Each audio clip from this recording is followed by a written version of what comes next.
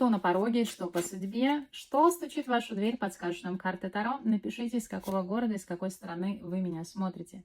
Четверка посохов, стабильность. Чему-то будете радоваться, радость в вашем доме. Букет, подарок, может быть, гости, приятные люди, которые внесут в такую обыденность что-то, знаете, такое необычное, интересное. Какая-то, знаете, радость будет, возможно, нечаянная в вашем доме, да? Императрица, карта плодородная, плодотворная, ну и карта богатства, карта успеха, карта о том, что все будет получаться. А здесь идет еще и беременность в этой колоде.